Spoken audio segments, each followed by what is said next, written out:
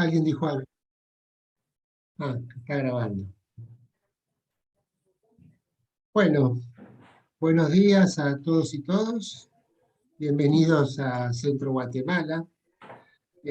Para los que no estuvieron el viernes pasado, quizá tampoco nos conocen, les cuento que somos una institución que se dedica a la asistencia, docencia e investigación en psicoanálisis, ¿no?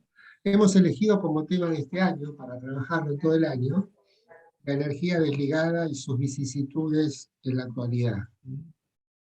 Iniciando las actividades del año, convocamos a Oscar Sotorano, psicoanalista, miembro del Colegio de Psicoanalistas, miembro de Psicoanalistas Autoconvocados y escritor.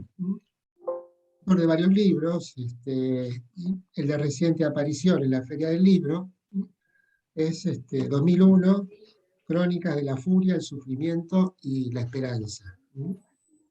Con Oscar organizamos 3 encuentros consecutivos. El de hoy tratará sobre lo ligado y no ligado en lo instituyente social. El anterior, el viernes pasado, nos habló de lo ligado y lo no ligado como problemática. Justamente en ese encuentro, y a modo de síntesis, voy a mencionar algunos puntos, solo algunos pocos, centrales, que Oscar desarrolló como punto de partida para el encuentro de hoy.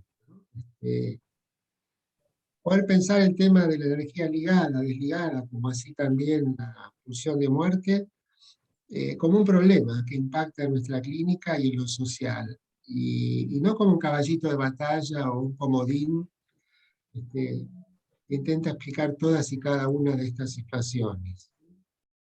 Para Freud, energía es una necesidad, la necesidad de la pulsión sexual, que se cualifica permanentemente. Es una fuerza que tiende a la descarga, pero no hay pulsión sin aparato que regule y gradúe esa circulación de energía. Hay un otro sexualizante que instituye la pulsión, un otro que a partir de los roces de su pulsación produce energía. La energía está en el roce mismo, y esa sexualización ya es una precoz ligadura, porque es un modo de inscripción, ¿sí? Hay ligaduras de diferente tipo, porque hay modos de pulsación. Perdón, ¿qué? ¿Alguien dijo algo? Ah, perdón. Por favor, si pueden apagar sus micrófonos, salvo los que estén disertando, se agradece. Gracias. Vale. Hay ligaduras de diferente tipo, porque hay modos de pulsación, también mortíferos, que producen efectos traumáticos severos. Y es allí, en esas inscripciones, donde podemos trabajar en la clínica. Hay ligaduras que tienen la función también de desligar de otras ligaduras. En la clínica se trataría de buscar respuestas más bien en el universo representacional de cada paciente. Por ejemplo, qué ligó, qué inscribió, qué se dejó de inscribir con lo que se inscribió. Oscar plantea que es mucho más importante en la clínica investigar por qué se eligió ese camino de descarga, más que la descarga en sí misma. Bueno, acá una apretada síntesis de lo que Oscar desarrolló la semana pasada, así que faltan muchas cosas más, pero la idea es retomar a partir de ahora. Así que, Oscar, cuando quieras. Bueno, buenos días. La verdad que es excelente. Me siento representado por tu síntesis. Reconozco lo que traté de transmitir la vez pasada. Bueno, agregaría una cosa. Sí, la dale. dimensión freudiana de energía es una necesidad, pero simultáneamente está contaminada por las condiciones fisicalistas que la época produjo con respecto a eso. Con lo cual, todo es lo que vos fuiste puntuando, la verdad con una precisión que casi te copiaría, Por favor. Lo que plantea es, al mismo tiempo, una problematización de esa idea freudiana de energía en los términos que Freud lo plantea y en que generalmente lo usó. De hecho, después de la reunión del otro día, y siguiendo con el intento de ir acercando esta cuestión, terminé preguntándome si en realidad era lícito hablar de pulsiones ligadas o no ligadas, sino de pulsiones ligantes o no ligantes. Que quita de la sustancialidad de la pulsión la dimensión de la ligadura para plantearla en términos de cuál es su potencialidad para el desarrollo psíquico. Si uno lo plantea en esos términos, se produce una sutil pero no menor diferencia entre algo que está en su esencia constituido de una manera y que termina siempre a la larga en una perspectiva biologista, porque a la larga siempre vamos a terminar definiendo que hay una cantidad energética que proviene finalmente de lo físico puro del cuerpo, que indudablemente su participación tiene porque no somos fuera de nuestro cuerpo. Pero lo que es seguro es que para pensar el psiquismo tenemos que pensar digamos, las peculiaridades de ese cuerpo psíquico, que ya no es ese cuerpo biológico. Con lo cual, pensarlo en términos de algo que tiende a ligar o no tiende a no ligar, me parece que es un modo de, por lo menos en lo personal, de resolver algo del mismo problema que planteé la vez pasada.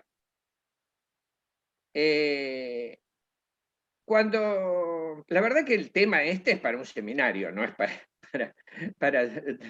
un par de reuniones, mucho menos cuando entramos en el otro tema que está planteado en el origen, en la preocupación que ustedes me hicieron llegar, que es el tema de en la actualidad. Porque en la actualidad uno no sabe si en la actualidad quiere decir en los diarios de hoy, si quiere decir en una actualidad recortada, como puede ser, por ejemplo, la situación de la pandemia, como actualidad de enorme peso en la realidad actual, o en la actualidad en el sentido en el mundo en que vivimos. Y en realidad no puedo pensar ninguna de esas cosas sin pensar primero que nada en términos de el mundo en que vivimos, porque el mundo en que vivimos es un gigantesco, enorme. Voy a tomar ahí esa idea de Castoriadis, de magma, porque me gusta esa idea, de un magma de representaciones de todo tipo. En estas incluyo también lo que la vez pasada hablaba de lo afectivo, como también campo representacional cualificado, de una magnitud pavorosa. En tanto y en cuanto nuestro psiquismo se constituye inevitablemente en términos de esa relación con el otro, y acá otro lo saco de su connotación lacaniana o sus ribetes filosóficos, todo aquello que implica nuestra relación y constitución en un mundo que nos precede. Nos precede siempre, desde los deseos de nuestros padres, desde los deseos que una comunidad tiene para que haya hijos o no haya hijos. Es decir, los sueños familiaristas que generaban el universo de simbolizaciones nazis. Y cuando digo de simbolizaciones nazis es exprofeso, para tratar de no ubicar la simbolización solamente como una especie de proceso necesariamente benéfico. El universo gigantesco de simbolizaciones nazis tenía en la maternidad un factor esencial. Y eso mismo generaría, produciría modos de inscripción y modos de aproximación a la experiencia maternante, seguramente marcados por eso. Por supuesto, en esto estoy haciendo un juego mental porque para eso habría que ser un psicoanalista alemán que se preocupa por estas cosas. Y mis conocimientos del alemán no llegan más que a Suben, Strugenbachen. No sé, no puedo introducirme en esa dimensión. Pero sí me parece que es pensable la cuestión. Y si hay algo que caracteriza a la humano, es nuestra distancia permanente con la experiencia absoluta, siempre. Porque no solo esto de la cosa que teorizamos como lo perdido, en el mismo instante en que la relación con el pecho hace que el pecho se pierda como experiencia y quede en una inscripción que va a tener su teoría matriz alucinatoria. Esto que está en el corazón de un tipo de estructuración de pensamiento, es replicable a toda la experiencia de la vida. A ver, ¿qué sabemos de Ucrania nosotros? La verdad, nada, o muy poquito. Algunos, las referencias a sus abuelos o bisabuelos que vinieron de Odessa, hacen a una tradición de mitos y ideas remotas de lo que ocurre. Pero, y hoy hay una guerra brutal, como todas las guerras en definitiva, porque no, es bastante difícil encontrar diferencias en términos de la brutalidad criminal que las guerras conllevan. Pero es muy difícil que alguien no se ponga a opinar en relación a Ucrania. Y tomo Ucrania porque es de actualidad. Digamos. Donde quieran entrar, se meten en YouTube para encontrar que las primeras noticias son cuál es la situación de la guerra, etcétera, etcétera.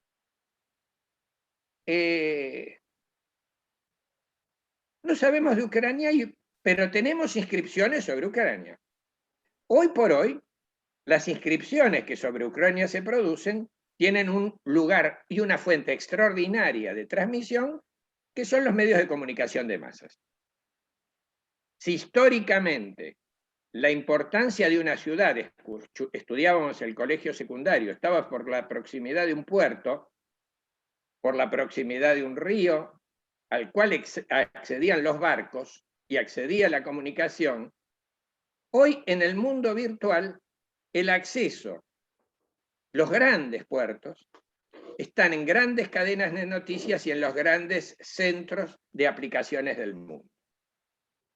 Con lo cual, algo que es inherente a lo humano, no podemos hablar de algo que está lejos de nosotros, de nuestra experiencia, no solo porque siempre estamos lejos, incluso de lo que está más cerca, sino porque el mundo es gigantesco. Hace años tuve una experiencia artística, no me acuerdo dónde miércoles uno se paraba en un plato, que era la tierra, era el pasto. Y de repente la mirada de uno se sumergía en el plato y se iba yendo saliendo lentamente de la tierra.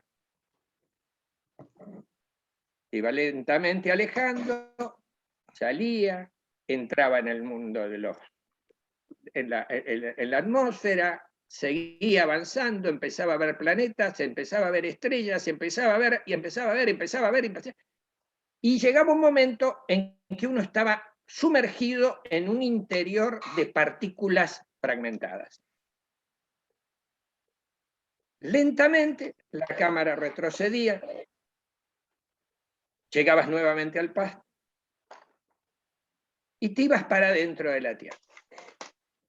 Y entonces es como si la mirada introspectiva dentro del mundo se fuera metiendo en distintas capas geológicas, con lo cual te te estabas encontrando con rocas, te ibas encontrando con zonas magmáticas, te ibas encontrando con las distintas planos de constitución terráqueo, hasta que poco a poco, entrabas en un universo de partículas fragmentadas, exactamente igual que el que cuando el universo se te había ido al espacio.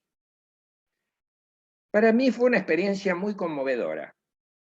Fue muy conmovedora porque primero a uno lo hace partícula, ya definitivamente, pero una partícula muy particular, eso, somos una partícula que estamos en condiciones de producir un hecho artístico como ese, y además de disfrutarlo, o padecerlo según lo que le pueda pasar a cada uno frente a una experiencia como esa.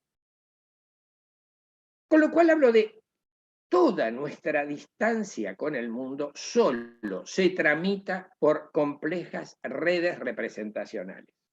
Esto que la vez pasada insistí, vuelvo a insistirlo, y en el plano social se hace absolutamente brutal.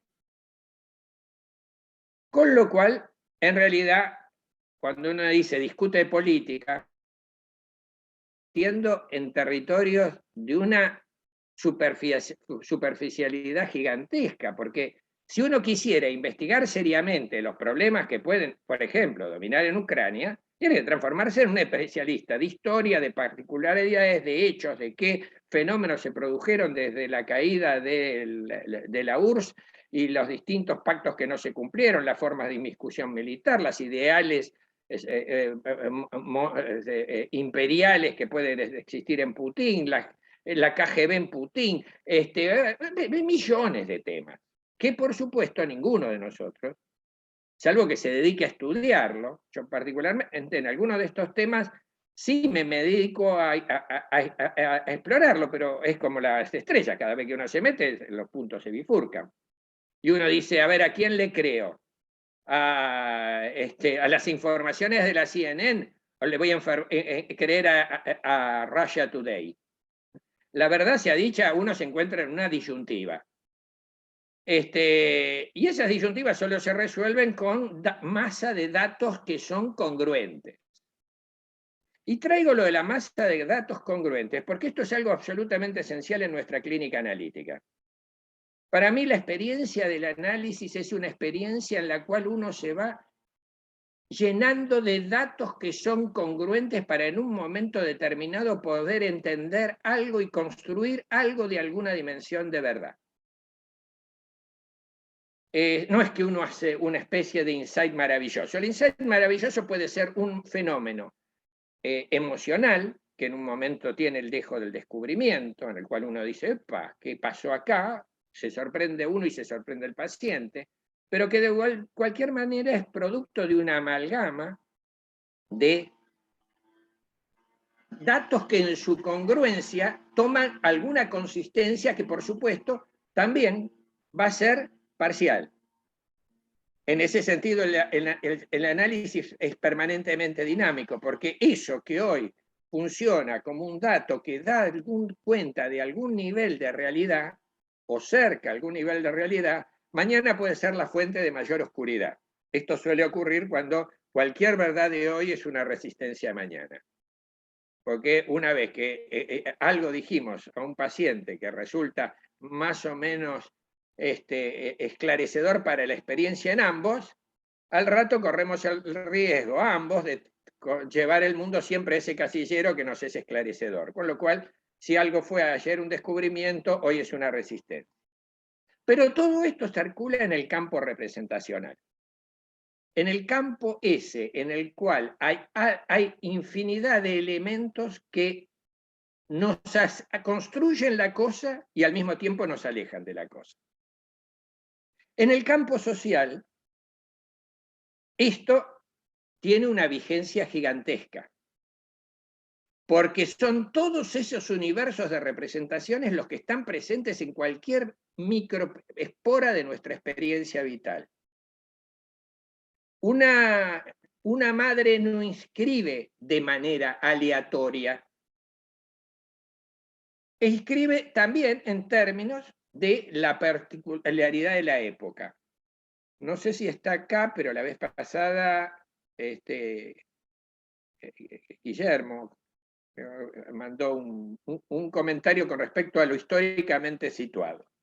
Yo creo que no existe forma de inscripción psíquica que no se defina en términos de lo históricamente situado. Aunque el psicoanálisis es una experiencia que hace un recorte dentro de lo históricamente situado y tiene cierta autonomía para reflexionar sobre ella, porque si no, lo que haríamos es lo que históricamente se llamó culturalismo. Es decir, una perspectiva que toma los datos de lo social y los extrapolan a los datos de lo subjetivo. En ese borde están cierto tipo de huellas que son las que organizan eso que llamamos aparato psíquico, sujeto, otros lo piensan en términos de la mente. Hay distintas maneras, de acuerdo a ciertas teorías, de formular esa zona del psiquismo que se construye de una cierta manera, que es social y asocial al mismo tiempo. Es decir, es social, inevitablemente social, en tanto está inmersa en ese universo de representaciones, y es asocial en la medida en que se constituye en una zona en la cual lo mismo social no lo captura.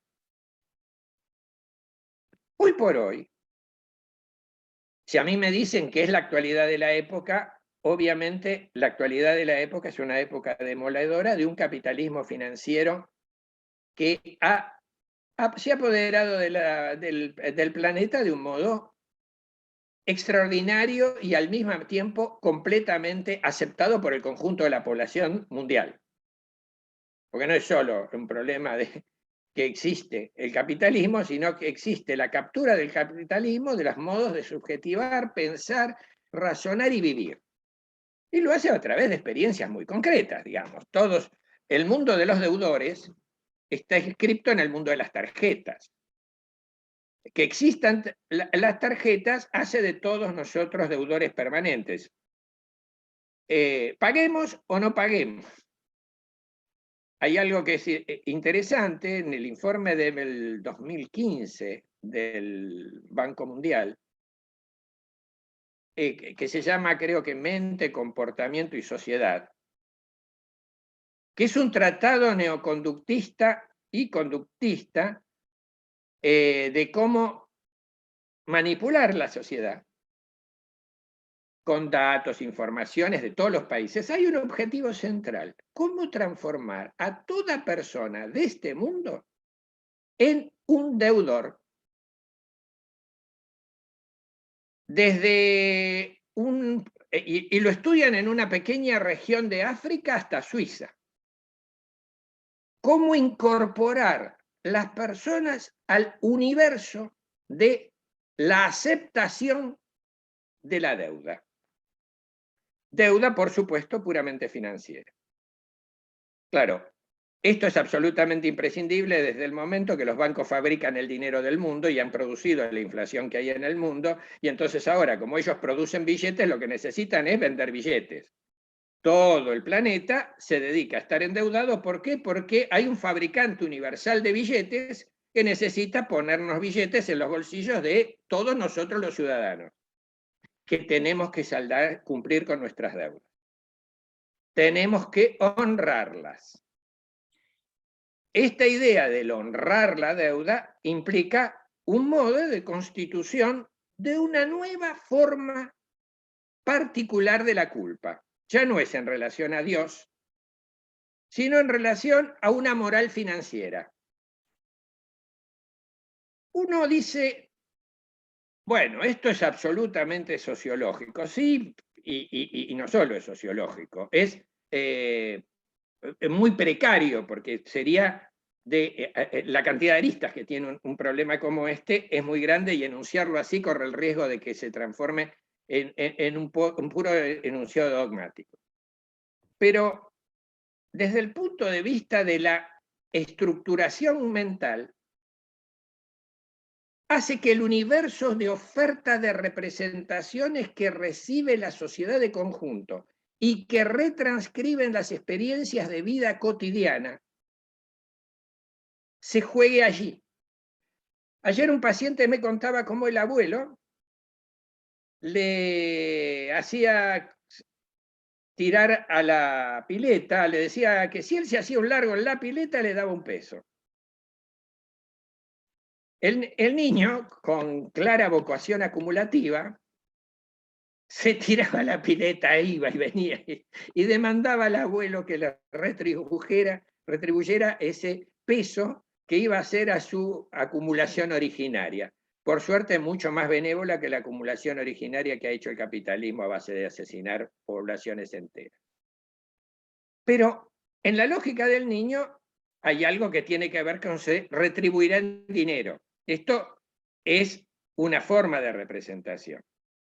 Claro, uno podría decir, bueno, está bien, esto forma parte de las representaciones ya secundarias en el psiquismo, forma parte en lo que esa diferenciación entre subjetividad y sujeto psíquico, aparato psíquico, la que más lo formalizó fue Silvia Bleichmer, pero la puede plantear Jorge Aleman. Se ha planteado en distintos planos, no confundir la subjetividad social con lo que es el proceso de constitución psíquica. Sin embargo, en tanto y en cuanto el psiquismo es un sistema que tiene zonas cerradas y zonas abiertas, está en completa y permanente dinámica, con lo cual estas inscripciones que vienen desde lo social no solo se producen en los modos en que una mamá mamante, si es una mamá nazi alemana, sino también en los modos en los cuales se inscriban las relaciones y el tipo de práctica.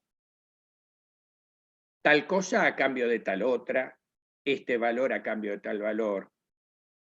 Y donde lo amoroso puede tener más o menos lugar. Es decir, y cuando hablo de lo amoroso, hablo, sí, de la fuente esencial de ligadura.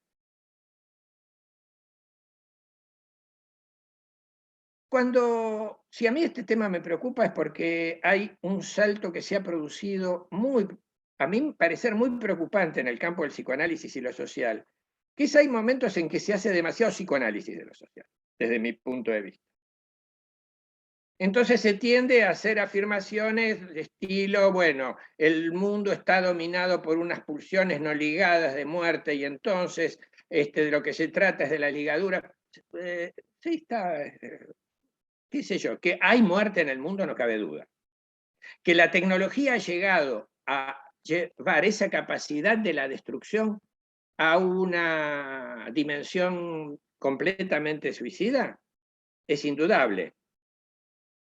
Los hombres nos hemos matado desde que hay memoria, y esto sirve a quienes quieren hacer una especie de psicologización naturalizada de por qué existen las diferencias sociales. Entonces, bueno, se mataron siempre, existen siempre, la clase existió siempre, seguirá existiendo, así que mejor vamos a quedarnos cómodos y pasemos lo mejor posible en el medio de este desastre. O pensar que, si bien existe esto, hoy lo que hay es una diferencia sustancial. La tecnología ha hecho posible que el ser humano desaparezca, que el planeta desaparezca. No solo, la tecnología hoy hace posible que el ser humano, tal cual lo conocemos, desaparezca. Es decir, el avance tecnológico que implica este sugestivo y atractivo aparatito en el cual estoy, que es mucho más atractivo para si esto fuera un teléfono, que forma parte de un universo complejo de representaciones y afectos simultáneos, y representaciones, cuando digo representaciones y afectos, digo representaciones y representación-afecto. Se hace presente en nuestra vida cotidiana. Piensen que hoy, cada vez que nosotros abrimos la boca en Internet, lo que estamos formando parte es de un gigantesco proyecto de investigación conductista. Hoy todos nuestros datos importan, no tanto, por cómo aportan a la circulación económica, que se vende, que se compra, etcétera, etcétera, que eso está así. eso es indudable, o la manipulación política en elecciones, Cambridge Analytica, todos esos escándalos que casi todos conocen, sino también porque hoy por hoy se ha transformado cada byte de información nuestra en una fuente de creación de valor en el mercado que manejan los 5 grandes monstruos de la tecnología mundial, produciendo una variación exponencial. Yo les recomiendo un libro extraordinario en ese sentido, que se llama La era del capitalismo de la vigilancia, de una mujer que se llama Shoshana Zuboff, en el cual hace un análisis muy pormenorizado, muy bien escrito, pero donde además pone en juego la dimensión de la manipulación conductual. Es decir, hoy esta venta de datos que no es datos de otra cosa, sino de partículas de nuestras conductas. Uno podría decir, venden nuestras inscripciones. El asunto es que, y ahí tenemos todavía esperanza, nuestras inscripciones también recorten zonas de no inscripción. Es decir, nuestras inscripciones recortan algo que está en el interior del psiquismo humano con cierto plano de la libertad creativa y de la posibilidad vital. Lo cual hace que el sueño conductista de conocernos y llegar a una suerte de verdad absoluta de cómo funciona la mente humana, que va fracasando con cada proyecto, ¿no? El proyecto de que se hacía el mapeo cerebral y a partir de ahí, bueno, ya íbamos a saber todo. Seguimos diciendo 4 cosas, uno lee y trata de estudiar lo que dicen los neurocientíficos sobre algunas cosas y dice, pero espera, estamos más o menos, esto es un progreso, pero ¿cuánto?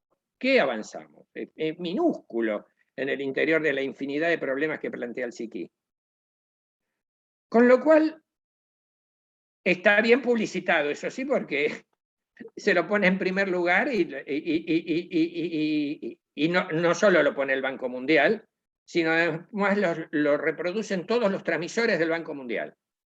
Lo sepan o no lo sepan, sean directamente pagos por el Banco Mundial o sea simplemente gente que se ha quedado obnubilada con la fascinación de espejito de colores que indica una cierta propuesta que parece traernos el saber y la eternidad.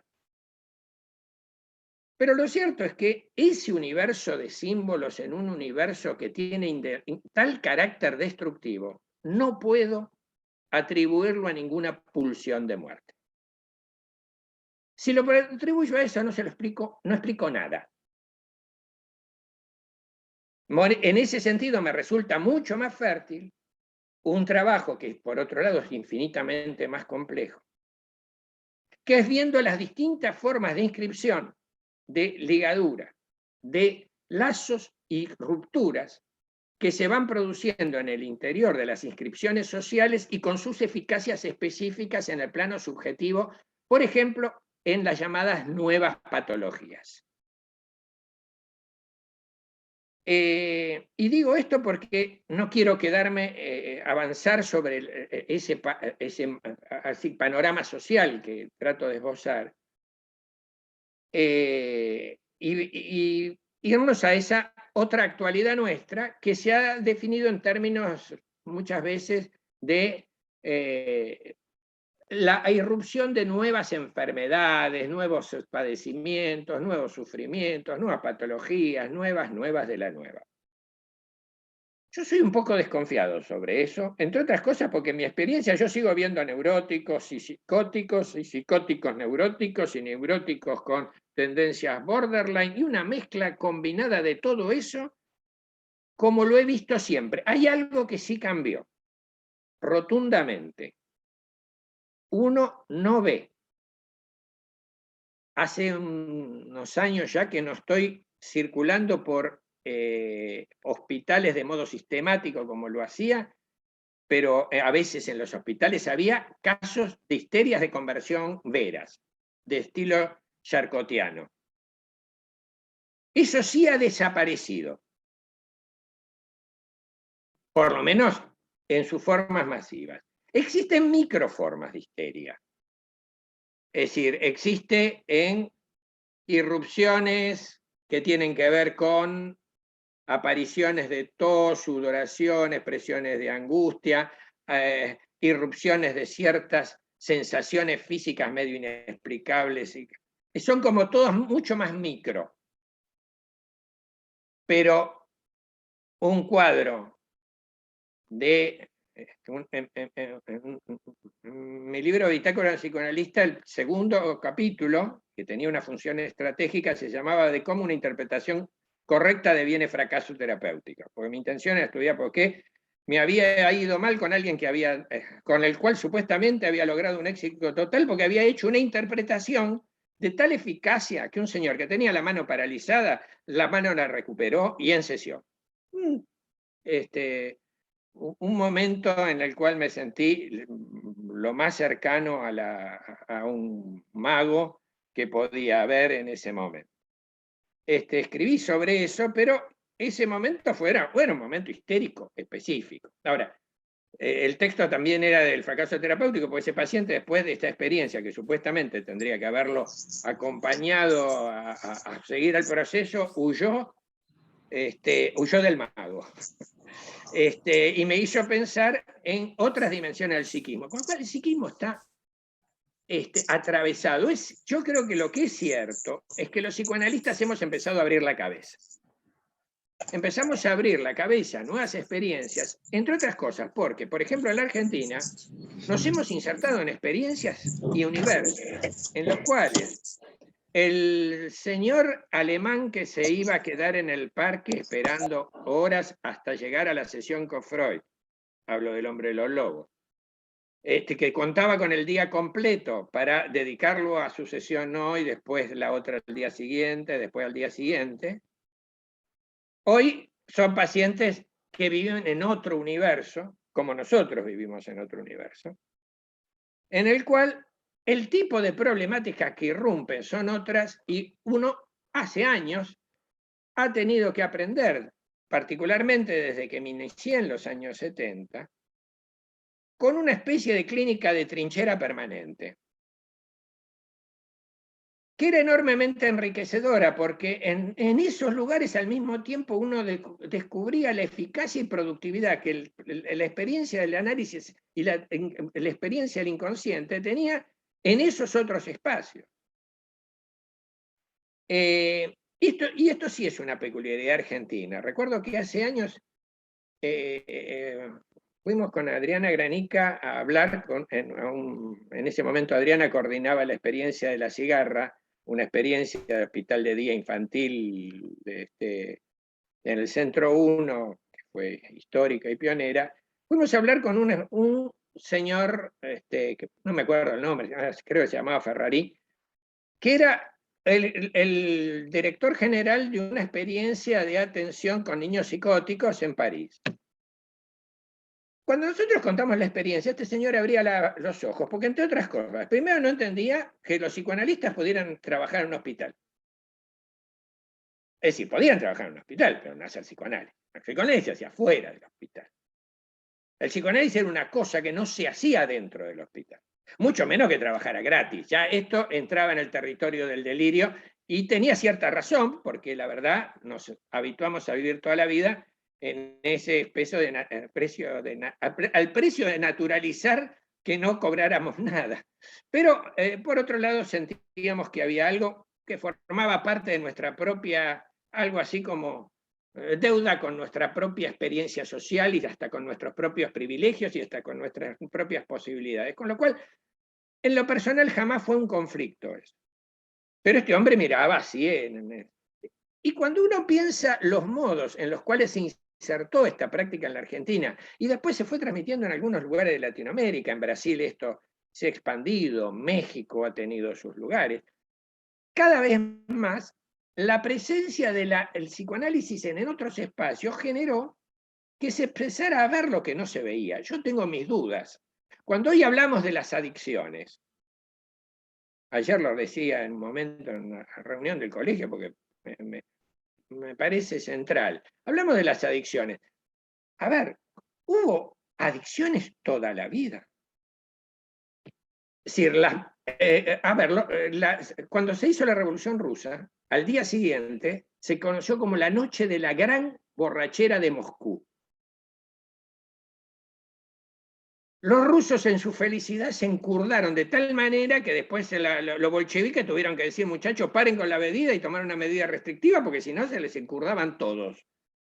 Y esto no es que tiene que ver con una noche de euforia en que se desligó la pulsión. Esto tiene que ver con una cultura en la cual el alcohol, entre otras cosas, forma parte de la inscripción en su propia vida para tramitar los dolores de la propia vida.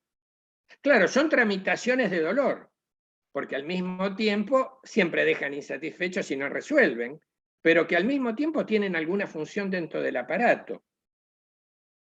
Claro que hoy tenemos la industria capitalista del tráfico de drogas, y esto ya modifica todo, porque entonces ya no tenemos un conjunto de una sociedad funcionando, sino lo que tenemos es una estructura económica produciendo adictos a través de la DEA. Del mismo modo que los ingleses dominaron Inglaterra metiendo el opio. Y después diciendo, oh, qué opiómanos hay en el mundo, son los que nosotros produjimos. Todo esto que va formando parte después de las inscripciones culturales,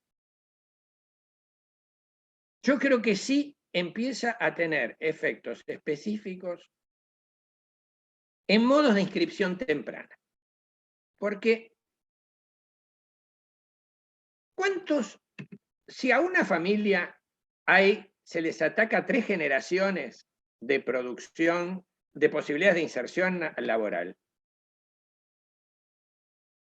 y la desesperanza empieza a cundir, ¿cómo se recibe un hijo? ¿Con un gran entusiasmo o con un enorme terror? Incluso con una enorme ambivalencia. ¿Qué formas va a haber de recepción pulsional originaria en esos vínculos tempranos cuando toda la trama social se desarma?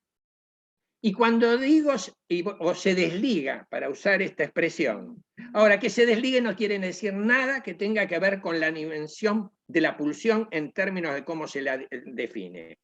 La vez pasada decía, no confundamos el fenómeno de ligadura tal cual lo tratamos de pensar, esas inscripciones tempranas organizantes de la constitución de la psique, con lo que es las ligaduras sociales, los lazos sociales, las vinculaciones sociales. Los vínculos sociales están realmente partidos cada vez más, entre otras cosas, porque el tipo de producción ha creado entramados cada vez más aislados. Piensen que las grandes fábricas eran fuentes de socialización y politización. Los trabajadores en la propia fábrica estaban organizados, discutían, convergían, participaban de sus experiencias y sus intereses. Hoy la producción toyotista, que ha dominado el mundo y con productos que se hacen en función de pedidos y con tecnologías que lo permiten, etcétera, etcétera, hace que haya una disgregación enorme del universo laboral, de trabajadores que trabajan solos. Y tenemos la paradoja, y acá entro en un terreno político actual de la Argentina, que tenemos a los microemprendedores mayores en los grupos sociales más desprotegidos que tienen que ver cómo se las arreglan por su cuenta. Con lo cual son clientes potenciales de Milei simplemente porque están convencidos que vos te las arreglás solo o te morís. Lo cual hace que Milei gane o tenga un porcentaje gigantesco de elección en villas.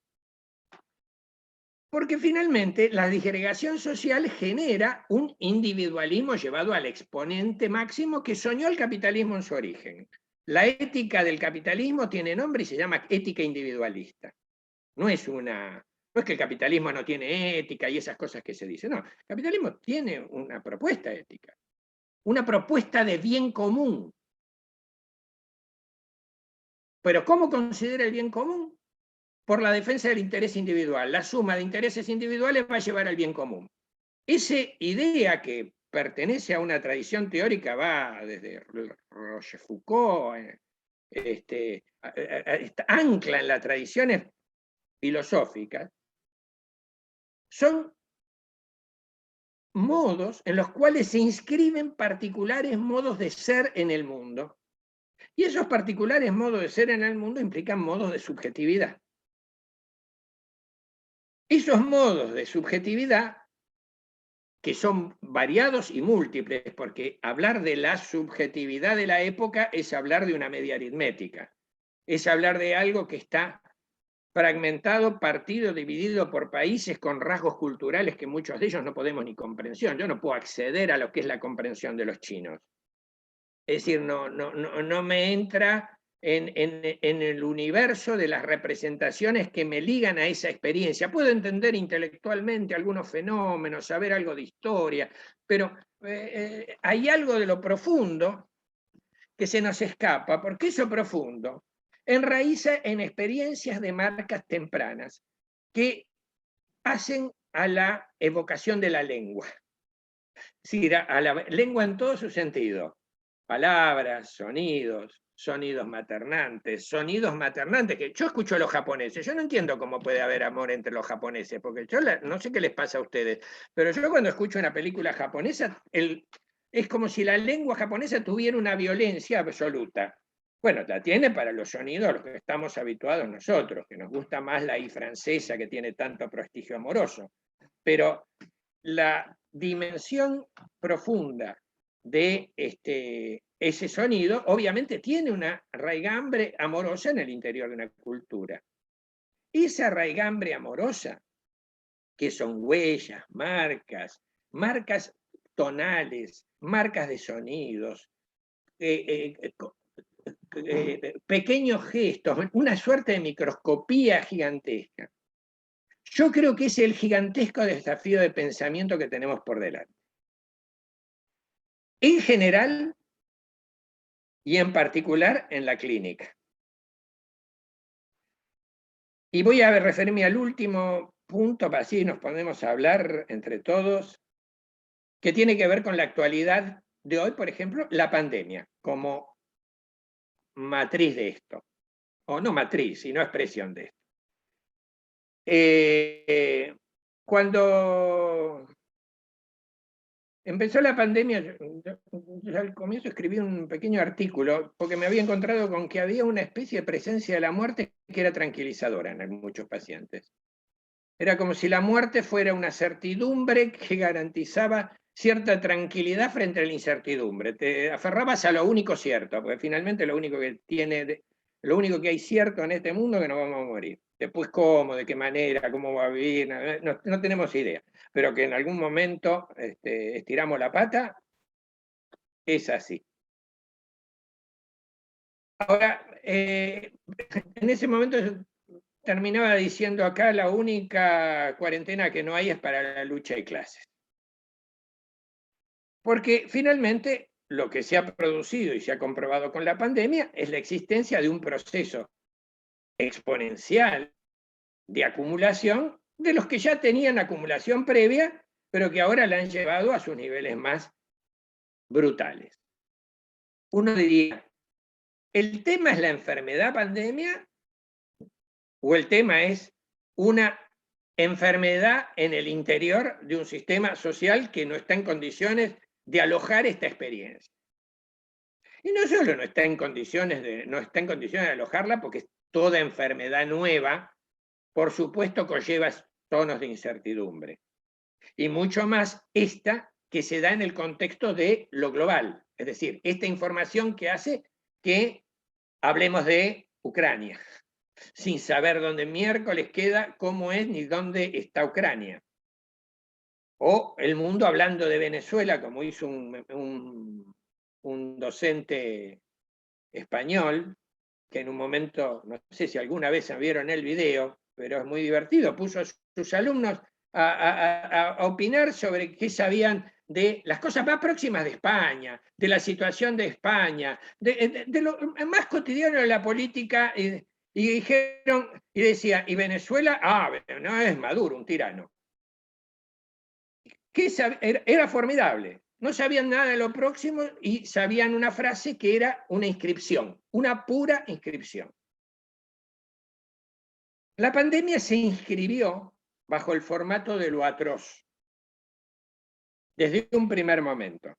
Llegó con muertos y llegó con una irrupción brutal de la alarma, pero una alarma mortífera. Es decir, casi simultáneamente venían con las noticias las fotos de los cadáveres.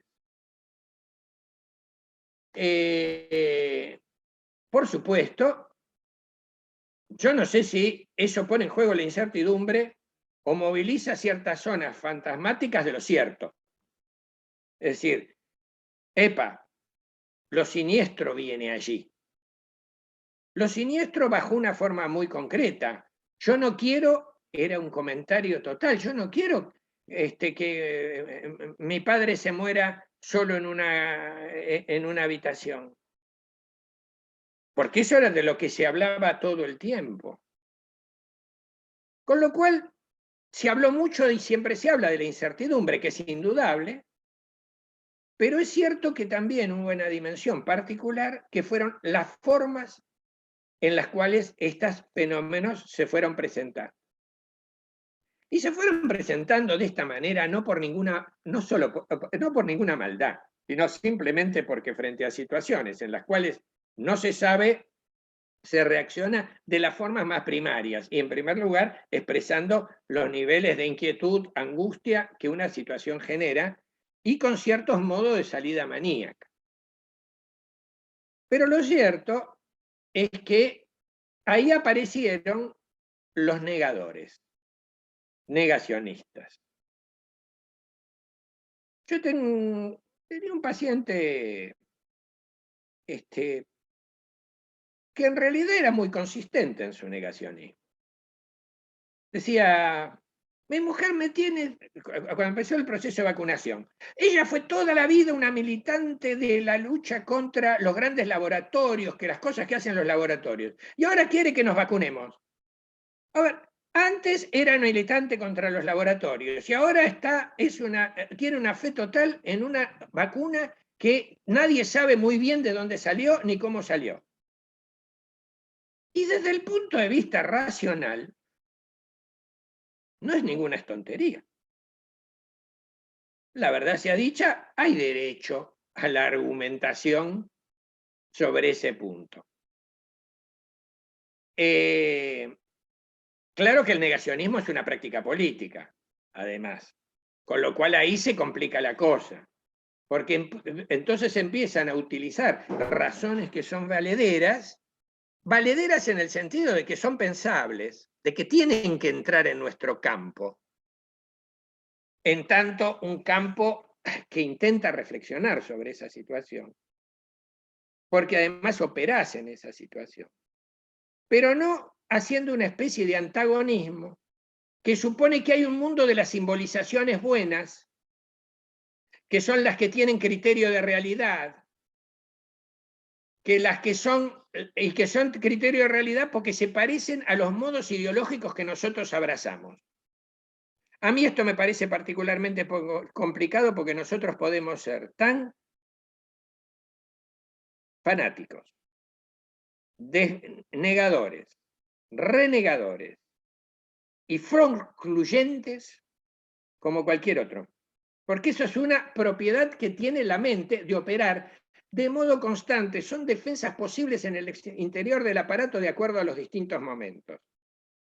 Por eso el trabajo esencial es el trabajo con la complejidad.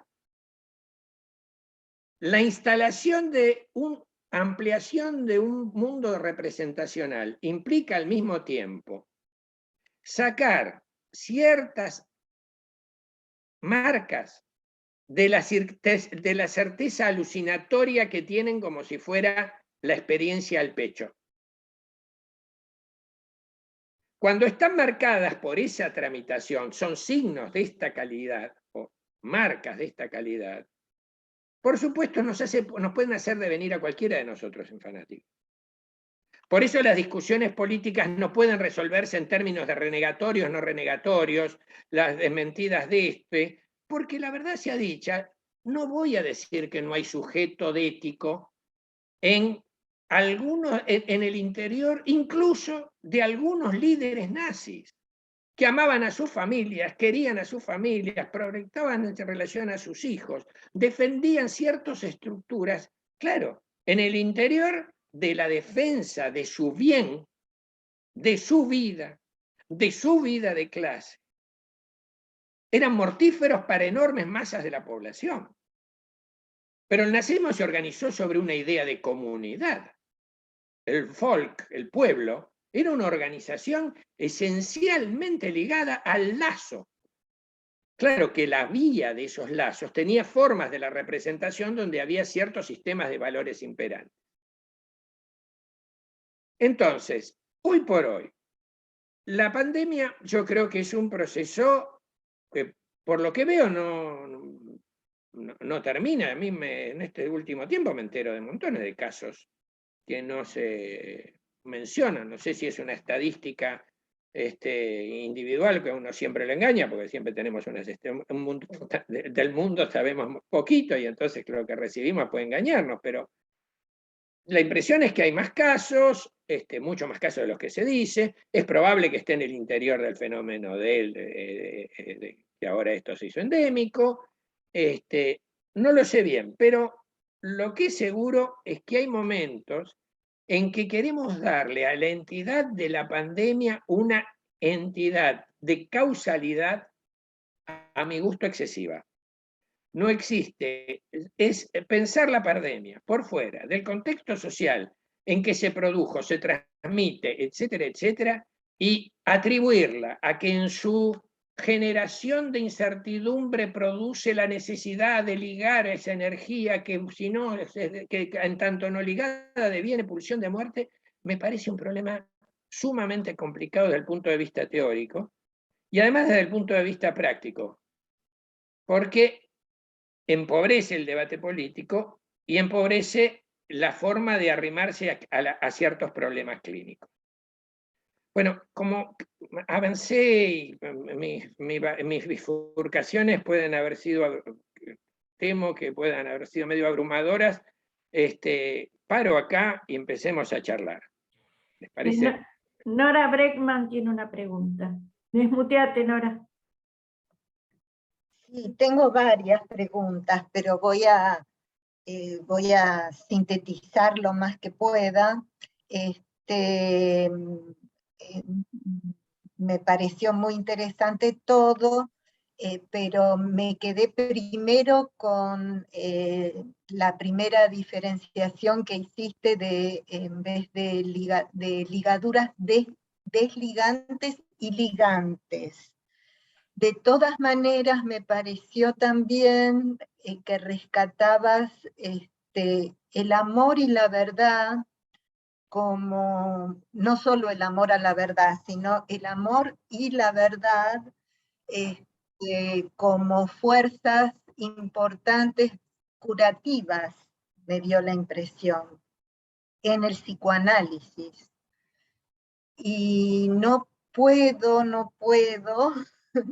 dejar de relacionarlo por tu exposición con, por ejemplo, una de las cosas que dijiste, que la DEA es la que rige el narcotráfico en el mundo, cuando desde otra posición ideológica uno podría pensar, y además está probado, que el narcotráfico está muy ligado al terrorismo y al terrorismo relacionado con ciertos países, ya sea de la FARC, ya sea, bueno, de una cierta izquierda o no izquierda, pero sí con países como Irán. Entonces yo también en relación a eso te pregunto la relación de la verdad con la ideología, porque vos traes mucho la ideología y muy ideológico todo tu tu discurso, en un cierto sentido, que yo no comparto, eso ya lo sabe toda la gente que me conoce, y bueno, la relación de la verdad con la ideología y de la posverdad. Eso en relación a lo social, bueno, hay muchas cosas, porque hablaste muchas cosas muy interesantes. Disculpame, Nora, recordá que hay otros que probablemente también quieran la Bueno, palabra. sí, entonces fundamentalmente las dos preguntas es la diferenciación esta de energías ligantes en vez de ligadas o desligadas, y la relación de la verdad con la ideología y la posverdad.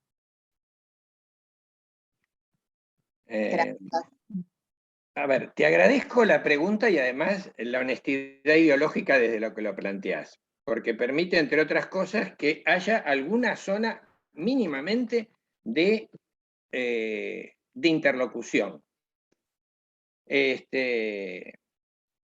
En general, nunca se pueden hablar ninguna de estas cosas en ningún plano, porque lo que hay es una noción de certeza que vos dijiste cuando está perfectamente comprobado. Vos hiciste esta afirmación, que el terrorismo proviene, que el narcotráfico proviene del terrorismo, etcétera, etcétera, etcétera. Bueno, aquí entramos en el problema de la verdad. Perdón, es la misma afirmación que vos hiciste con respecto a la DEA. Y yo Por eso, lo que hablo es de la relación del narcotráfico con el terrorismo. Que eso perfecto, pero yo tomo una expresión que vos usaste, cuando está perfectamente comprobado. Vos dijiste esta afirmación. Es decir, es distinto una afirmación a decir que está perfectamente comprobado. Es decir, estamos en otro tipo de validación. Cuando yo digo está perfectamente comprobado, tengo que tener los datos, las fuentes, las referencias que me permitan no ser puramente ideológico. Es decir, cuando yo digo que hay ideología, es indudable, porque todo nuestro pensamiento es ideológico en la medida que todo nuestro pensamiento es al mismo tiempo un pensamiento que está atravesado por un campo renegatorio. No hay modo de aproximación a la verdad social, a lo ideológico, que no se caracterice por el cierto recorte de ciertos datos en función de otros. Ir a averiguar ciertas informaciones y no otras. Ir a ver que ciertas bases de ciertas fuentes y no otras. Yo cuando decía lo de Ucrania, dije, ¿yo a quién le creo? Alguien puede decir con mucha certeza, yo le creo la información de la OTAN, yo le puedo creer a la información que se dice sobre el mundo, sobre la fuente y origen del terrorismo. A mí me resulta un poco difícil de aceptar esas ideas cuando el que dice que los terroristas son otros tiró la bomba atómica sobre Hiroshima y Nagasaki. Me resulta muy difícil. ¿Cómo entra en la cabeza ubicar fuente de verdad a un país que hizo exterminios masivos en todo el planeta? En todo. Que tiene probado, efectivamente, que Cuba es una dictadura que tiene un campo de concentración que se llama Guantánamo, en el cual a la gente la encierran, la meten, la guardan y la dejan 20 años torturándola, y a los tipos que informaron de que eso ocurre los persiguen por el mundo en nombre de la libertad. A mí me resulta complicado, por supuesto. Es algo que me resulta difícil de asimilar. Me resulta difícil de asimilar, entonces, cuando la fuente de información proviene de un campo y de un territorio en el cual la contaminación, porque es información propia, es absoluta. Perdón. Hay un libro, perdona, hay un libro que te recomiendo y que seguramente te va a gustar leer porque es de una persona que corresponde a tu universo ideológico, que es de Vargas Llosa, el último libro de él. Hay otras personas que quieren también intervenir. Yo quiero aclarar una sola cosa. Quiero decir algo, que es que se han cumplido 74 años de la existencia de Israel y en Cuba son desde el año 59, hay 11 años de diferencia entre la existencia de la revolución en Cuba y los 74 años de la existencia de Israel. Te pido una cosa, porque yo no quiero que esto sea una discusión metonímica sobre un tema, que traemos otro tema, después otro tema, de tema. Es la ideología. Simplemente comparar el desarrollo que se hizo en Israel y lo que pasa en Cuba. No voy a discutir nada de eso, tendría miles de argumentos para dar. Para un lado y para el otro. Lo que pasa es que es muy ideológica toda la exposición. Por eso es una exposición ideológica, absolutamente. Yo parto de la base que la única objetividad posible, perdón, porque esto quiero, y lo quiero incluir en el territorio de este problema de las inscripciones. Bueno, por ahí la respuesta a la pregunta de energías ligantes es mejor. Absolutamente. Por favor, bueno, ahora hay muchos otros participantes que quieren también hablar. Yo voy a hacer una mínima referencia, así damos a esto, pero me parece importante porque hace a la constitución subjetiva, hace a la constitución social. Por supuesto, Nora puede decir con énfasis una cantidad de cosas y ir avanzando sobre un tema, otro tema, siempre con igual certeza. Yo particularmente puedo plantear una cantidad de dudas e interrogantes sobre cada uno de esos lugares y precisiones. Ahora, lo que sí me queda claro es que miren el valor que tienen las inscripciones, que hacen que uno diga con total certeza, está probado, algo de lo que estoy seguro. Nora no es una investigadora social que se ha dedicado a estudiar los documentos internacionales que existen con respecto a ese tema. Estoy seguro. Porque eso yo podría aceptar. Por eso, espera, ahí estamos en. Nora, espera. Estamos justamente ahí en el tema que yo traía. Toda representación es representación de representaciones. Y como son representación de representaciones, vos o yo podemos tomar del campo de las representaciones distintos campos de fuentes. Con lo cual todo nuestro pensamiento es permanentemente ideológico. Y esto se marca en el tipo de huellas, y esto se marca en el modo en el cual se cerca la realidad, y se inscribe la realidad, y se pulsa la realidad. Hay un temita que quedó en el tintero porque tenía que ver con lo que la vez pasada alguien me planteó el tema el tema de los afectos y sus inscripciones. Si yo parto de la base de inscribir el odio como un sentimiento pleno, y esto es condición de las guerras, tengo que tener al otro como enemigo. El otro tiene que ser alguien a asesinar. Sabe de sobra el pueblo judío haber sido transformado en insectos, animales y alimañas por el nazismo como condición para su exterminio. Estas formas de animalización absoluta, de degradación de la experiencia social, forman parte de modos de inscripción que convergen en huellas específicas, que tienen forma específica en estados emocionales que funcionan como huella plena. Una vez que alguien es tomado por huellas plenas, que son de contexto de odio, no hay posibilidad alguna de intercambio. ¿Por qué? Y porque la lógica termina siendo binaria. El odio como característica emocional se caracteriza en algo en particular. El otro desaparece. Es un sentimiento que está ligado a la muerte. Cuando un chico dice, mamá morite, está matando. Y en su cabeza es la muerte. Por supuesto, como está totalmente ligado a los 6 segundos, le está diciendo mamá y la va a tocar, pero ese momento, esa brutalidad, donde esa emoción prima, está presente.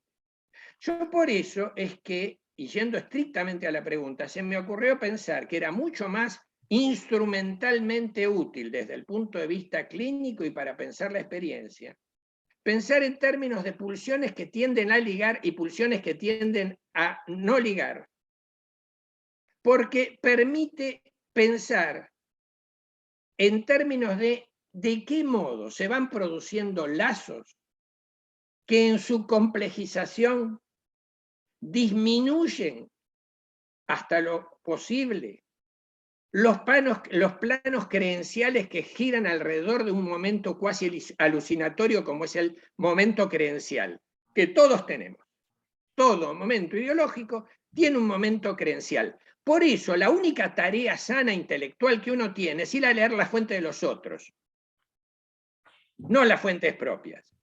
Si yo me quedo todos los días mirando C5N y página 12, se hace un mundo francamente aburrido. No es porque me entretenga mucho verlo a Babi Checopar, a La Canosa, a Bonelli, o a Kuznetsov, no a Kuznetsov, a Kovatlov. No, no es eso. Pero son mundos. La diversidad de mundos forma parte de algo de la tarea en la cual hay posibilidades de aparato que promuevan ligar experiencia, y no se puede promover ligar sin poner en caución las propias ideas.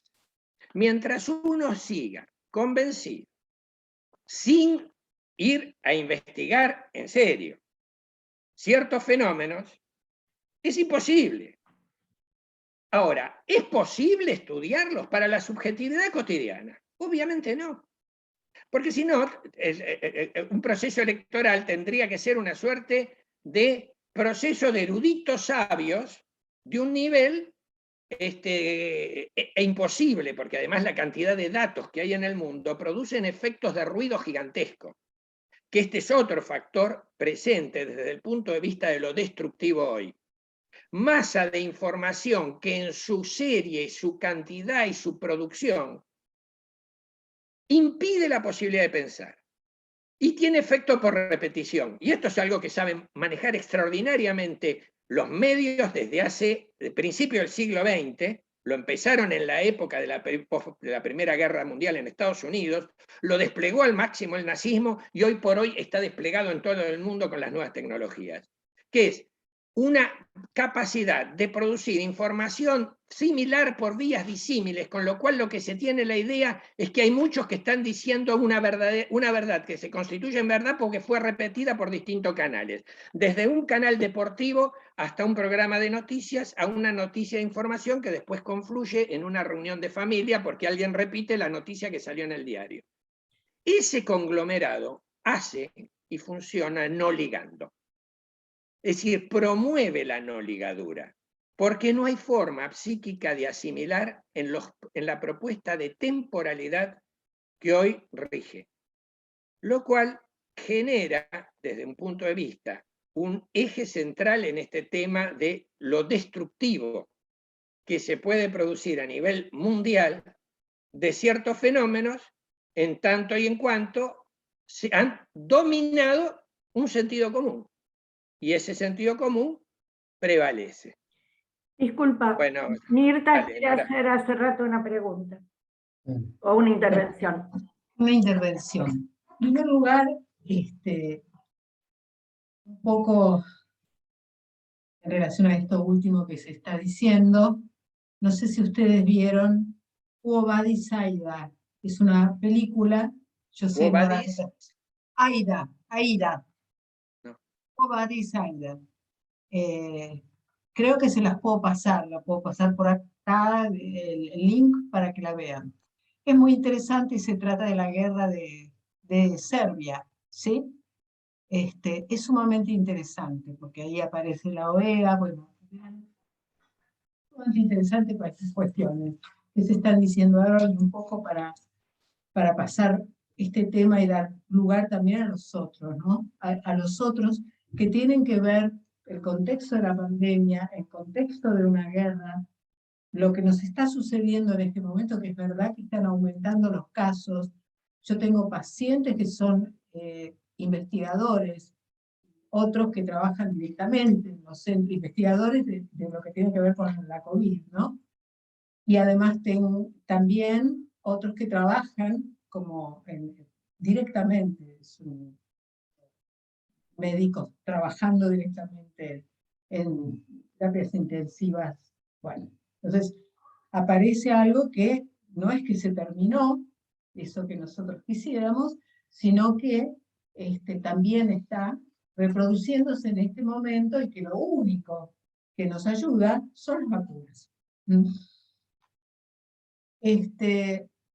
Bueno, las vacunas, por supuesto los barbijos, el alcohol, todo lo demás.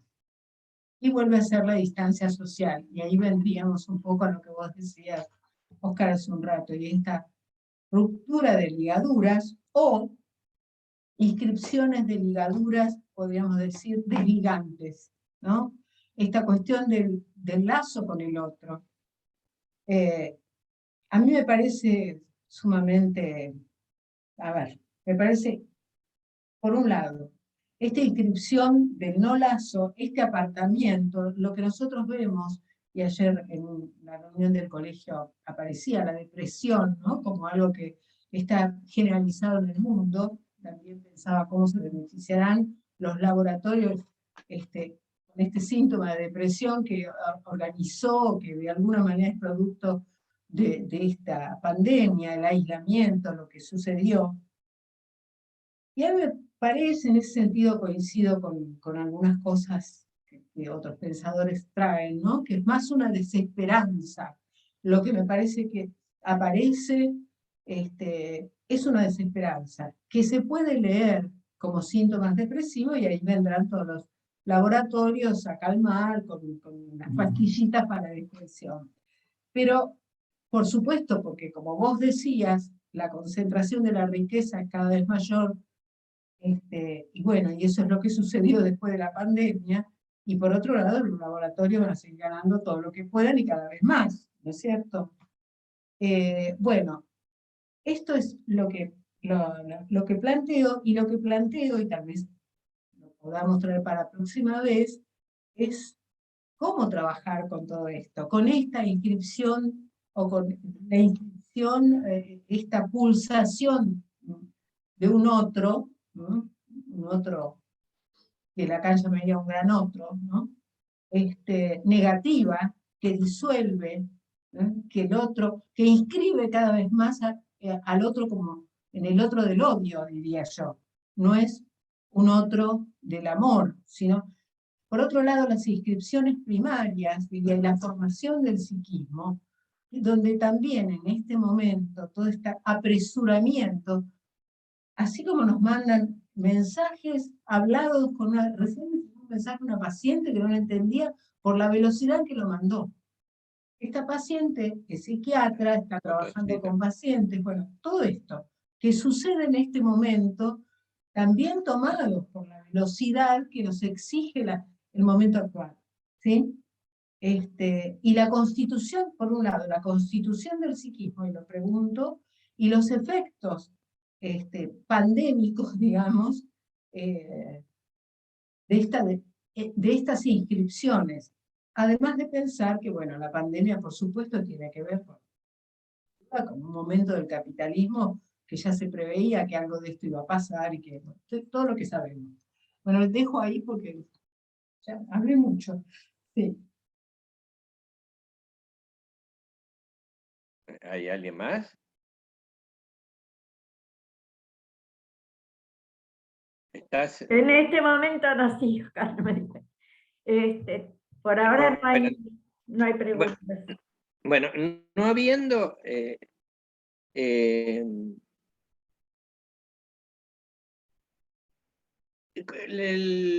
tema de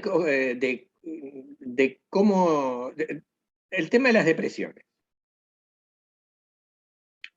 Es indudable que la experiencia subjetiva, cuando yo decía, ¿qué puede esperar una persona que viene de 3 generaciones de no estar en el interior del mercado de trabajo? La constitución de lo que podría ser el ideal del yo que se constituye también en el plano de una sociabilidad compartida, hace que el modo que se inscriba la esperanza de vida, las esperanzas de la vida, sean particularmente restringidas. Sean, ¿para qué vas a venir al mundo o por qué te voy a traer a este mundo?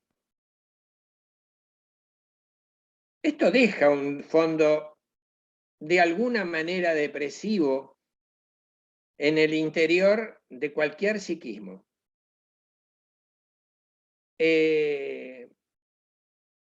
Nuestros padres pueden amarnos, pero sabemos que hay una sombra que de alguna manera la acompañó y lo acompañó toda la vida en términos de qué manera traer viene un hijo al mundo.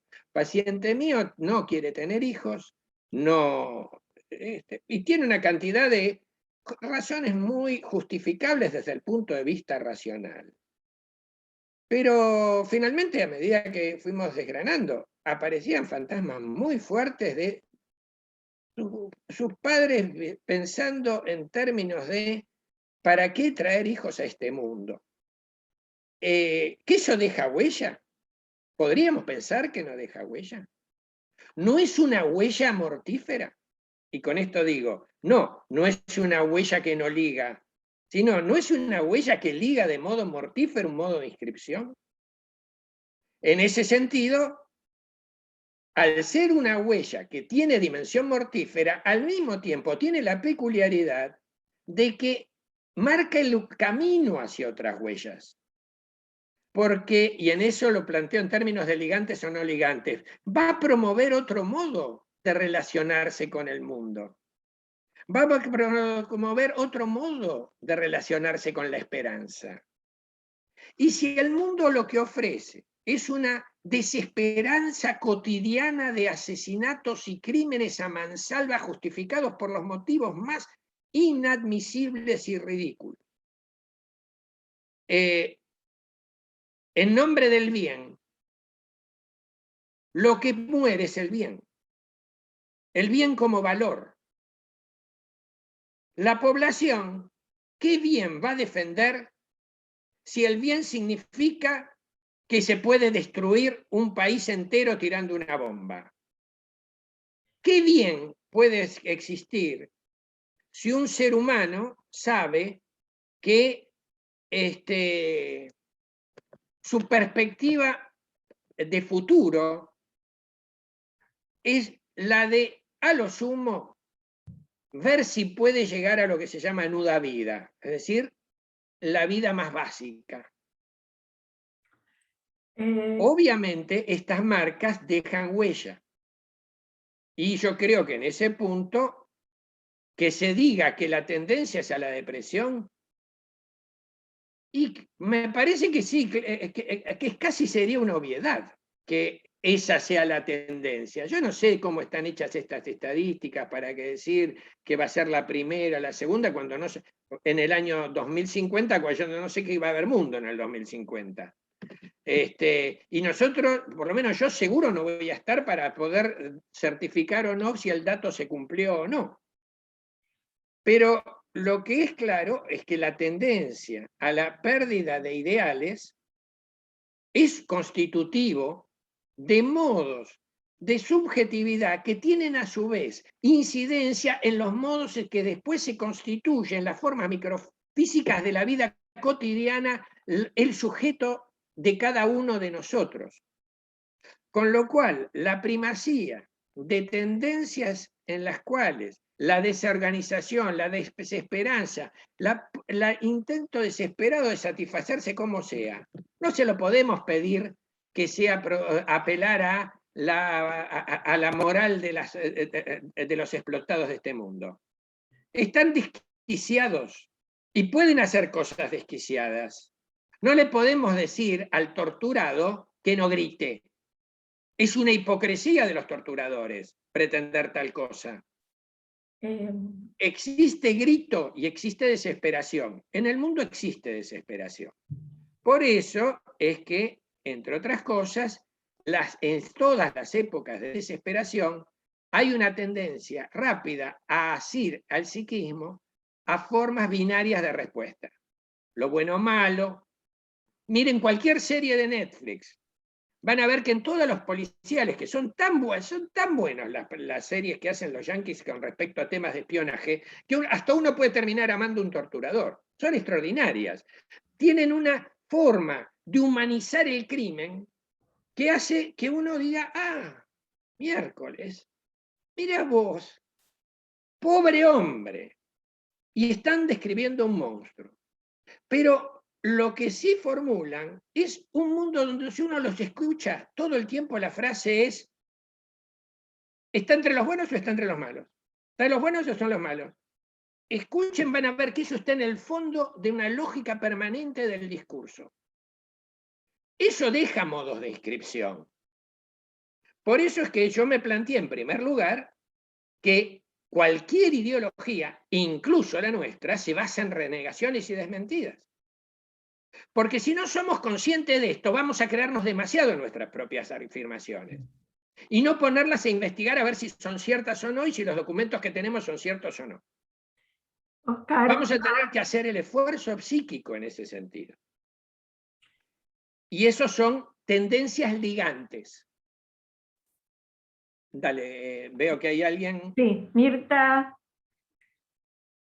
Por favor, desmuteate.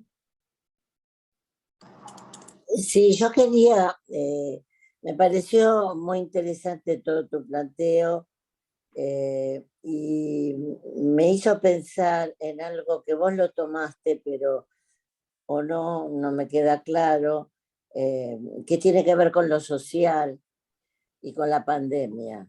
Lo nuevo que generó y que genera, que tiene que ver para mí, como dijo Jeanine Pouget en algún momento, como fenómeno de catástrofe social, y los efectos que producen el psiquismo en el ser humano, pero que es un fenómeno sanitario y social, y que eso genera un elemento también que tiene que ver con la desesperanza, con el miedo, con la incertidumbre. Y ahí yo inscribo también lo económico, producto del capitalismo y la desocupación. Lo que generan las familias en el ser humano y en los jóvenes, y las formas de amar y las diferentes formas como, digamos, como lazos débiles. Y ahí esto que vos contaste de un paciente que no tiene hijos es bastante común, sustituyen a los hijos por los animales porque son más controlables. No sé, son fenómenos que están ocurriendo en nuestra sociedad, en nuestra cultura, quizás sean universales, pero que los estamos viendo con mucha fuerza, por lo menos yo, y creo que es como para seguir pensándolo, ¿no? Eso, nada más.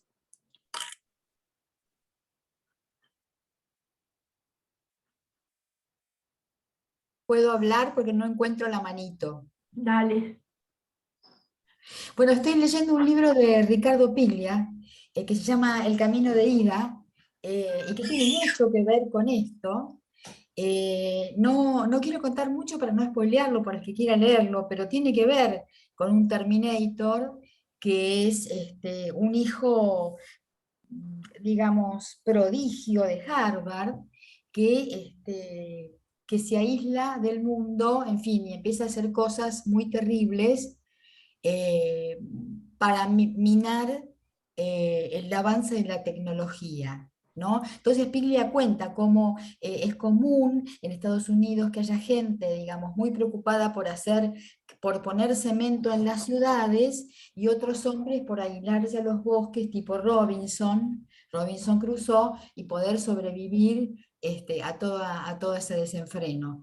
Y hay una cosa que dice, otra de las cosas muy interesantes es que al haber un retroceso de los gremios, de la gremiación, es cuando aparece el tipo que lo despiden frente a la indiferencia de todo el mundo después de 20 años de trabajo, y se va a la terraza y empieza a masacrar a sus compañeros, a sus jefes, etc., ¿no?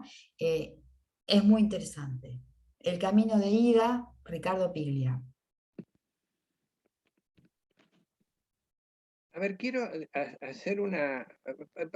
Porque noto, y esto debe ser efecto mío, que al hacer una cantidad de precisiones inevitables, aunque sea por completo superficiales sobre el universo social, temo que se haya perdido uno de los objetivos que yo tenía con esto. Y es que no confundamos las desligaduras, las rupturas de lazos que hay en el plano social con los modos en que lo pensamos en términos del psicoanálisis específico. Porque si no hay un salto de categorías muy problemático. No puedo decir que existe una desligadura en términos de lo que se conceptualizó en tradición freudiana con la pulsión. Aun cuando le dé la vuelta que yo le he dado, que no tiene que ver con ligar esa energía, sino construir energía en procesos de ligaduras que pueden ser también de origen traumático, fundamentalmente de origen traumático. Aunque le dé esa vuelta, esto está en el modo de construcción del psiquismo. Las implicancias sociales son algo que nos planteamos casi como una necesidad de ir nosotros encontrando ciertas correspondencias, que es una tarea altamente compleja, porque implica un doble trabajo en nuestro consultorio, donde lidiamos con todo lo que es el campo de transferencia, de nuestra contratransferencia, de los riesgos de que en qué medida nuestras perspectivas ideológicas pudieran llegar a ser escotomas en el interior de las escuchas de los pacientes, en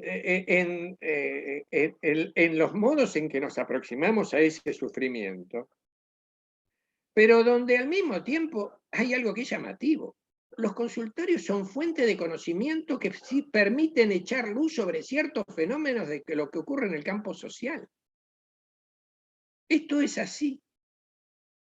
A mí hace años, si alguien me enseñó, un paciente de este tema, era un paciente petrolero. Era el momento en que se produce aquella famosa derrame en el Golfo de México, y viene a la sesión muy preocupado, y diciendo que habían tenido reuniones entre distintos CEOs y demás de las distintas empresas, y estaban en estado de perplejidad, no entendían cómo había pasado, y me desarrollaba su angustia y su inquietud en ese escenario. Uno en esos escenarios nunca sabe si el tipo blasfema, está haciéndose el canchero, está tratando de mostrar un mundo que conoce, no sé, pero lo cierto es que ese era su discurso. Y su discurso giraba alrededor de no sabemos, no tenemos idea, qué sé yo, y en un momento determinado se frena así y dice, tal vez la próxima vez habría que poner tuercas de seguridad de agua.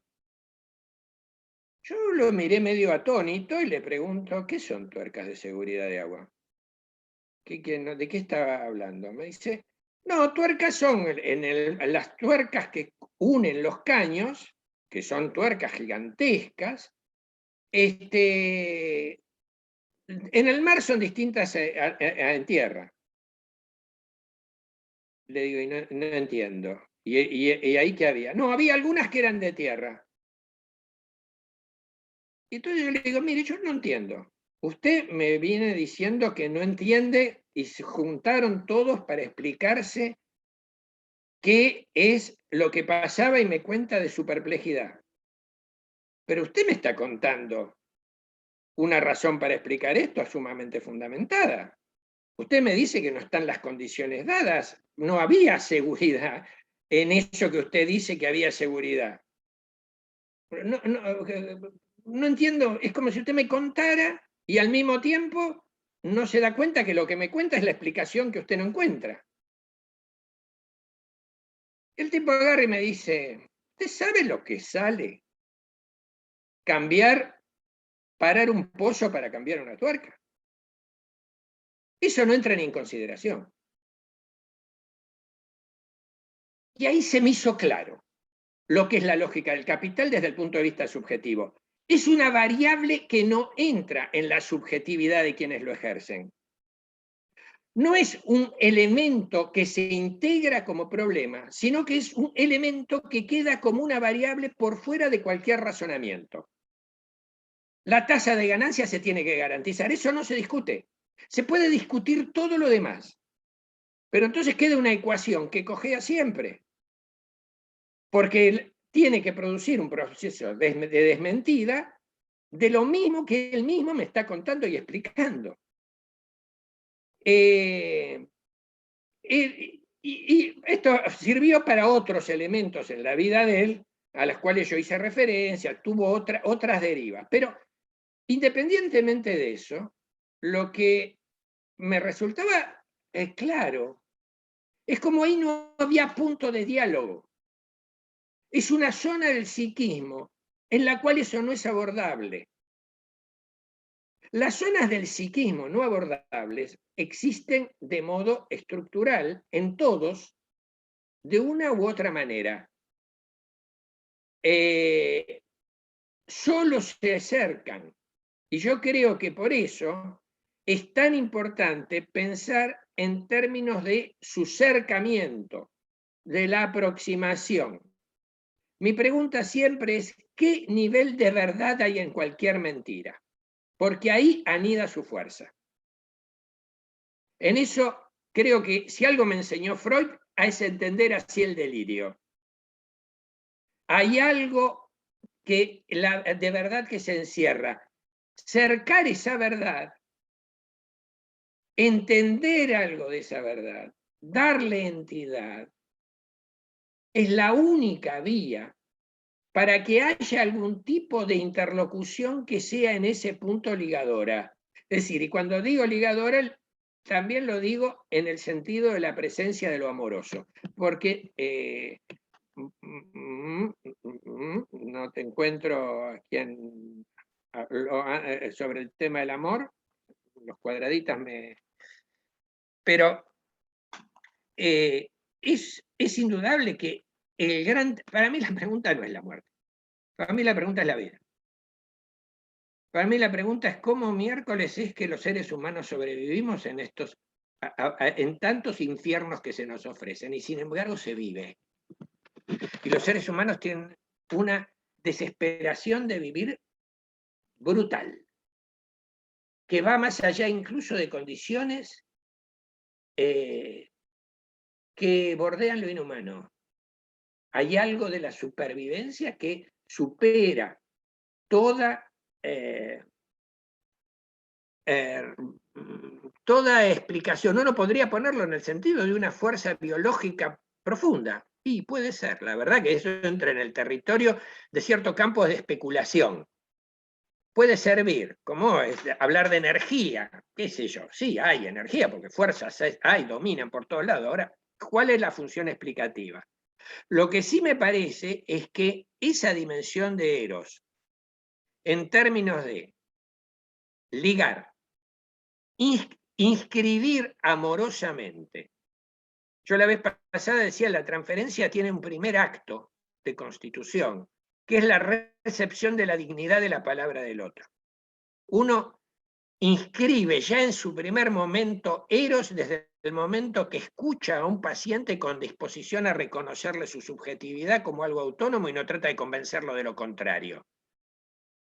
No está en una mesa de café discutiendo con alguien al cual va a tratar de darle todos los argumentos posibles para demostrarle las bases de su falacia. Y si tiene suerte y el otro está dispuesto a escucharla, se puede producir una charla interesante. Está frente a una persona que tiene en su creencia, en su visión, en su mundo, en su sufrimiento, algo que hace a su subjetividad como tal. Su dolor es del de él. Las explicaciones sobre su dolor son las de él.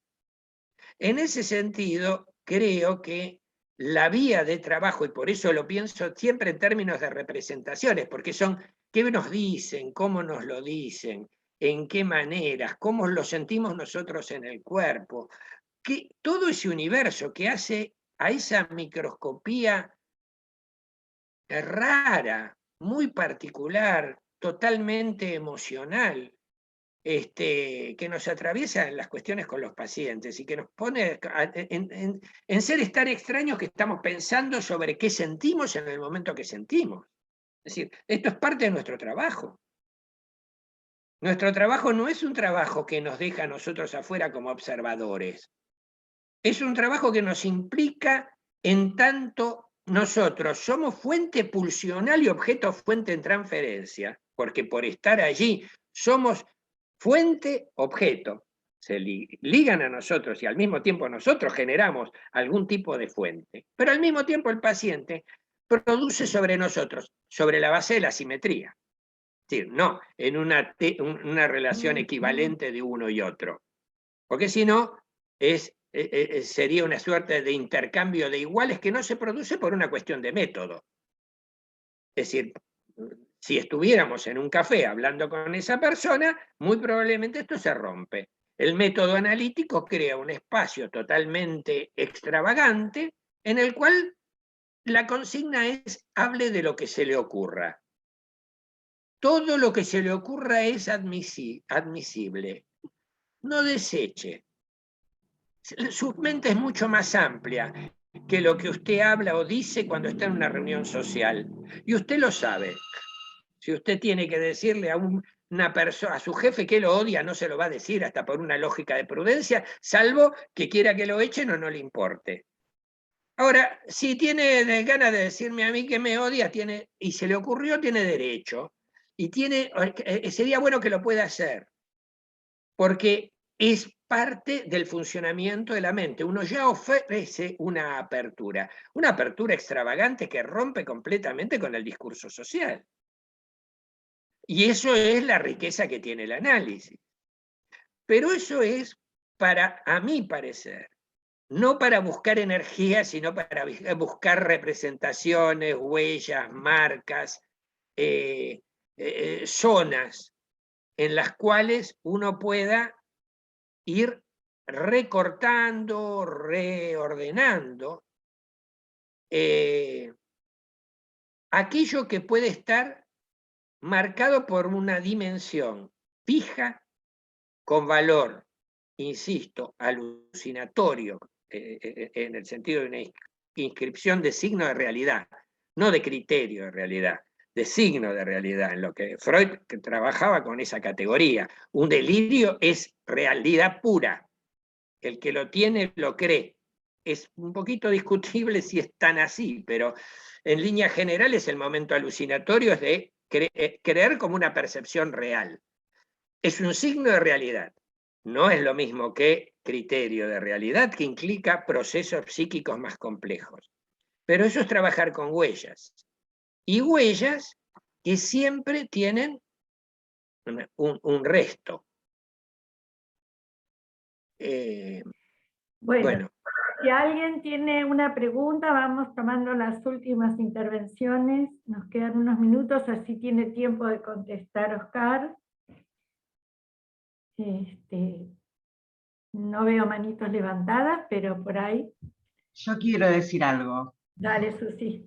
En el cumpleaños de Freud, todo el tiempo, que hoy es el cumpleaños de Freud, todo el tiempo me aparecía el término malestar en la cultura, y en donde, digamos, antes de decirlo del malestar en la cultura, quiero decir algo que se me ocurrió, que en los años 70 había no sé si se acuerdan ustedes, un grupo musical que se llamaba Agua Viva. Y en ese disco había un tema que se llamaba Aborto, en los años 70 y pico.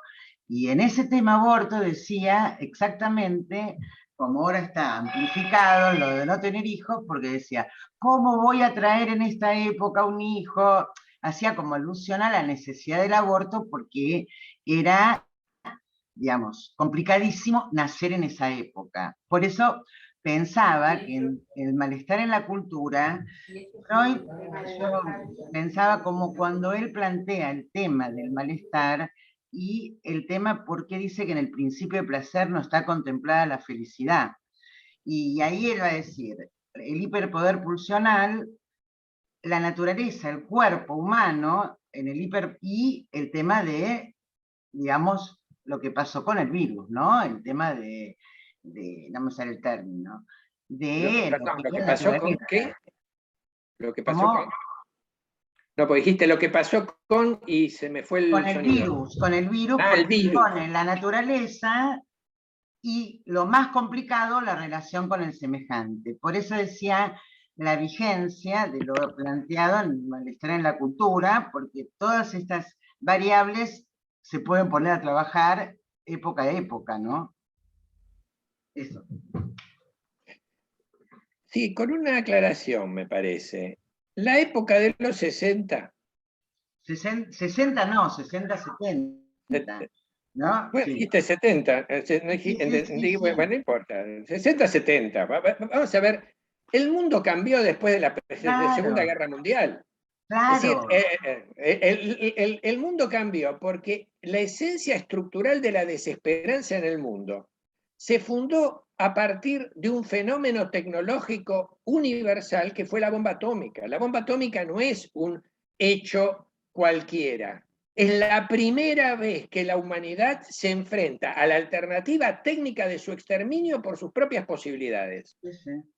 Es una humanidad que viene de la brutalidad nazi, de la frustración brutal de la experiencia del estalinismo, de una frustración gigantesca en términos de los valores históricos del universo tal cual lo concibieron los pensadores de la Ilustración. Por eso empezó a primar las ideas antihumanistas en el territorio del pensamiento. Por eso un Foucault, en términos de pensamiento, se ubicaba como antihumanista en contra de cierta idealización, llamemos así, boba de lo humano. Pero Erich Fromm escribió un libro extraordinario en aquella época, analizando las peculiaridades de la forma en que el capitalismo se insertaba en la vida cultural y social de Estados Unidos, planteando una cantidad de cuestiones que tenían que ver con una cantidad de fenómenos que hoy también comprobamos. Yo creo que en ese sentido, hoy la línea de lo que se podría llamar el malestar en la cultura está asignado por el mismo paradigma, que es la factibilidad de la destrucción total de la especie. Esa es una entidad que no existía sino en las formas delirantes o teológicas, que siempre se podía, porque la humanidad siempre tuvo una idea de exterminio, algún momento podía ser, pero que siempre estuvo ligado a ciertos presagios teológicos. En algún momento los dioses se iban a pudrir de este mundo y de lo que estaban haciendo los hombres, y iban a restablecer una especie de orden vacío. Esto ha existido siempre. Ahora el problema es que no estamos en un problema de, se me ocurrió. Ahora hay posibilidad técnica. Y las ideas de trascendencia, y ahí vuelvo a lo que Mirta dijo con respecto a las depresiones, las ideas de trascendencia se hacen cada vez más pobres. Porque las ideas de trascendencia ya no se piensan en términos de... se ha perdido la dimensión de especie. La especie humana como tal, con lo cual el malestar en la cultura, yo creo que sí, es íncito primero algo que Freud formulaba, la paradoja de la simbolización humana, que es nuestra forma de ser naturales, porque somos naturaleza pura en términos de una naturaleza simbolizada. Es nuestra paradoja. Estamos en un universo de palabras siendo eso que somos como naturaleza. No sabemos cómo, pero en nuestra naturaleza está la palabra. ¿Cómo llegó a nosotros? No tenemos la más remota idea. Si se produjo, por ejemplo, entra en una suerte de mitología de crecimiento, pero en eso está. Ahora, a medida que esa simbolización avanza, al mismo tiempo se empieza a producir una especie de alejamiento de las cosas. Si yo tomo el ejemplo que les decía de mi experiencia física en el plato de césped que se alejaba, a medida que más me acercaba a ciertos planos, que uno podría decir de mayor abstracción del universo, que es lo que ocurre cuando uno se mete con moléculas, con teorías, el universo se fragmenta. Aparecen partículas, zonas, regiones, etcétera, etcétera. Con lo cual hay algo del aparato psíquico que tiene una función que, si no funciona, una función de ligadura en términos de lo amoroso que le da dimensión a lo humano como tal, nos encontramos con una disyuntiva de hierro. Por eso, sistemas sociales que promueven, fomentan y desarrollan la desigualdad son básicamente sistemas que promueven y cimentan formas de destrucción de lo humano, no de lo humano en general, y no pensándolo en términos de ninguna sociedad ideal, porque ya a esta altura no hay ninguna posibilidad de pensar en términos de sociedades ideales, de utopías, como si que a veces están presentes en los psicoanalistas, cuando nos estamos imaginando que con buenas simbolizaciones y con buenas... los procesos de simbolización van a hacer que entonces venzamos esa tendencia de la energía que, si no, desligada nos lleva a la destrucción, y entonces parece que hay una especie de idea de progreso hacia la simbolización. Y la verdad sea dicha, el fenómeno no se explica con eso, entre razones políticas, sociales, antropológicas, que son de una... que se nos alejan desde el punto de vista de nuestro campo, o tenemos que meternos en otro campo para explorarlas. Pero sí nos obligan a pensar que hay una incidencia, me parece que eso es evidente, en las formas singulares en que después los aparatos psíquicos de nuestra contemporaneidad van teniendo mayores o menores posibilidades de ir estructurándose. Con propensión mayor o menor a este tipo de posibilidades. Bueno, se nos ha terminado el tiempo. Agradezco mucho tu exposición. Invito a todos a... pero es en la hora.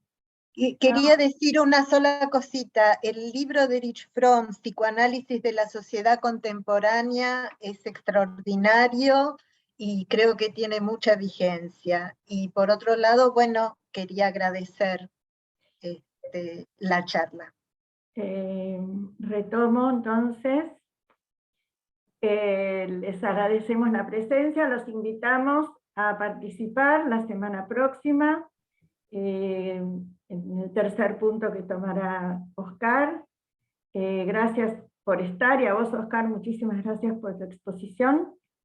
Nos desmuteamos, desmutéese todos porque yo no sé cómo hacer. Cada uno desmutéese. Igual yo quiero, a ver, porque yo... Quiero agregar algo, sí. Decilo. Sí. No, yo quería, no, con respecto a la próxima vez, porque habíamos hablado con Mirta de trabajar desde algún tipo de situación clínica. Por eso no se va a grabar. No, por eso, pero no, pues no es mi intención hacer una exposición la próxima vez. Me quedó esa idea. Sí. Juan, sí. Veremos un material clínico. Sí. La cuestión es que no arreglamos en ese momento si era un material clínico nuestro o vos veías ejemplos. Vos me planteaste que justamente había una superposición con ustedes con el tema clínico, y yo te sugerí, bueno, ya que tienen superposición con el tema clínico, implementemos ese espacio como una especie de espacio, no de supervisión, porque no, claro, pero sí como de uso de ver si se pueden articular esas cosas con una situación de la clínica que ustedes tenían. Me quedó esa idea como... Varios ejemplos podemos traer, qué sé yo, como traje el otro día el de la masturbación compulsiva, hoy podría decir cómo se arma una... Tenemos, No, porque está bien, cómo se está armando, digamos, se está estructurando el psiquismo de un bebito, que estamos trabajando con eso, bueno, no sé. Y podemos traer todo esto de la desesperanza, qué sé yo, no sé. Y los aportes que también puedan hacer todos los participantes, ¿no? Me parece que eso también va a ser muy interesante. ¿Sí? ¿Me parece? Bien, Sí, pero sí. tengan presente estar, porque no se va a grabar. Claro. O sea, no lo van a poder ver diferido. No, además porque me parece que habiendo detalles clínicos, yo particularmente no me parece que el Zoom sea un espacio para andar contando No, intimidades de la clínica. La decididamente. verdad sea dicho, no me parece. Uno puede decir algunas cosas generales o hablar de esos casos en los cuales ya tiene suficientemente deformado el material como para que no afectar la intimidad de los espacios, pero Sí, si sí. vamos a hablar así, seamos los que seamos en el momento que seamos y Claro. Esa es la idea. De acuerdo. y hablemos. Estamos de acuerdo. Bueno, un Bueno. aplauso para Oscar y agradecemos muchísimo. Muchas gracias. Muchas gracias. Gracias a ustedes, porque Gracias. sin los intercambios hubiera sido sumamente aburrido, incluso intercambios que pueden ser polémicos y seguir siendo polémicos. Te agradezco mucho. Son muy enriquecedores porque además permiten seguir pensando ¿no? y tirando del hilo para afinar y profundizar los conceptos. Claro. Y a vos te agradezco, no te conozco, Graciela Holland Katz, Sí. la recomendación de un libro de Piglia que fue también uno de mis maestros, que se analizó además con Gilú García Reynoso, y yo justo una vez fui a charlar con Gilú y me lo encuentro en el ascensor, yo bajo del ascensor y él quería bajar y dije, me quedé, se mató de risa, porque bueno, era la verdad que mi admiración por Piglia también. Bueno, muy bien. Gracias, Hasta Oscar. el viernes. Muchas gracias, Oscar. Gracias. Gracias a Chao. todos por participar. Gracias. Gracias. Gracias. Chao. Chao. Chao.